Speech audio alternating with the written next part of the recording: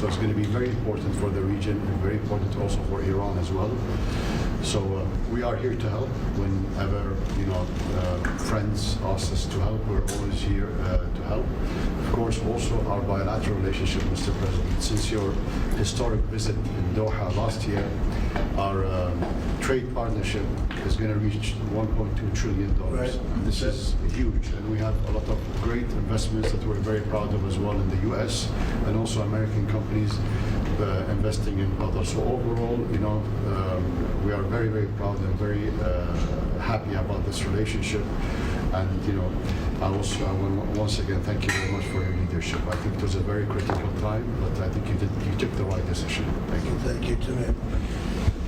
Qatar is going to be investing much more than $1 trillion in the United States. We have over 18. It's going to be 19.4 or so when it figures out. But we set a record. There's never been anything like it. No country in history has had that kind of investment. We'll be having almost $19.2 trillion invested in the United States. The record was 10 years ago from another country when it was hot, but we have the hottest country in the world right now.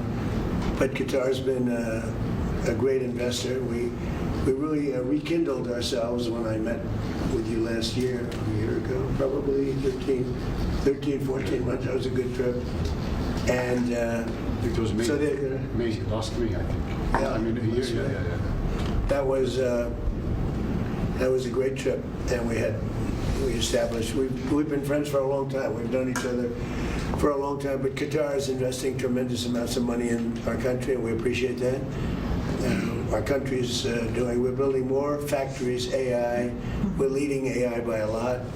We're building automobile factories. We're building more than we've ever built in the history of our country. No country is ever doing what we're doing right now. No country has ever been able to do. And those factories will be opening over the next year and a half. Some are already open or very soon. The pharmaceutical companies are coming back. The car companies are coming back from Germany, from Japan, from so many other places, Mexico and Canada. They're all coming back. We lost them foolishly years ago because we had presidents that didn't really know what they were doing. They should have never lost them. But they're all coming back in beautiful, brand new, gleaming factories.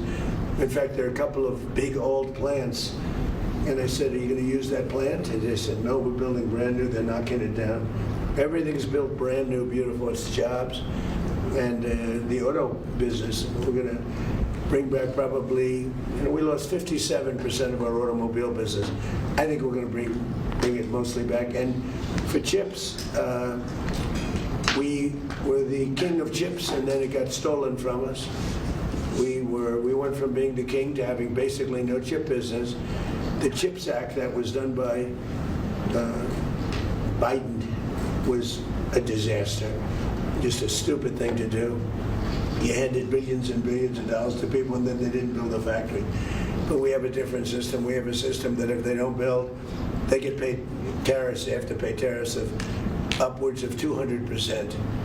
They don't have to pay anything for a little while, but if they don't get their plant built, then we would have, I think, 50% of the chip industry by the time I leave office, so maybe more. They're building mostly coming out of Taiwan, but they're building, and a lot of them, for whatever reason, in Arizona, Texas. But we'll have 50%, maybe more than that, of the chip industry. We're going to have, we'll be making almost all of our pharmaceuticals, and likewise that. If they don't build, they'll have 150 to 200% tariff to pay. If they do build, they have no tariff to pay. So our country has never done anything like this.